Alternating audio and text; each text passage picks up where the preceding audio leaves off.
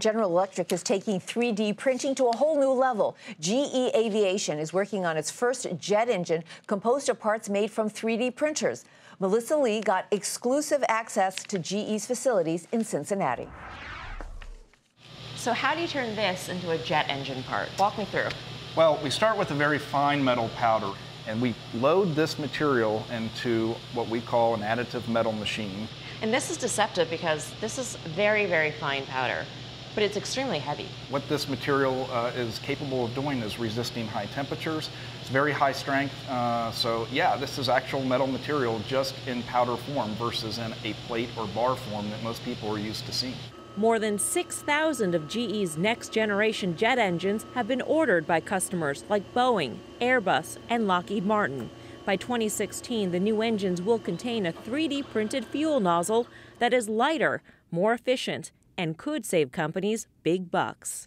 The beauty of what we're doing is we take what would have been 20 different components that would have been machined, brazed, welded together, and now we're growing just one. And it's lighter?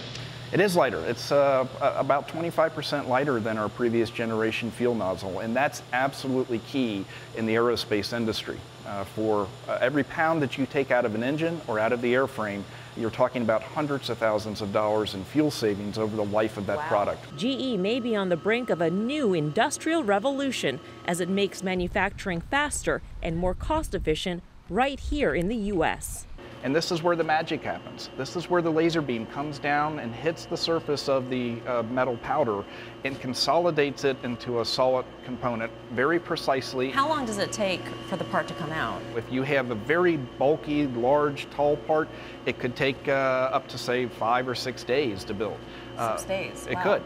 But if you have a bunch of very small parts, then it could be an overnight build. I think there are a lot of people out there who are going to think, I'm on a plane and there's a jet engine part where the layers are melted together and they're not really confident that it's going to stay together. Once we weld the material and it's melted, it's no different than, say, a casting or any other manufacturing process where metal goes from molten into a solid. Within the next decade, the plane you'll be flying on will likely have a jet engine containing wholly 3D printed parts.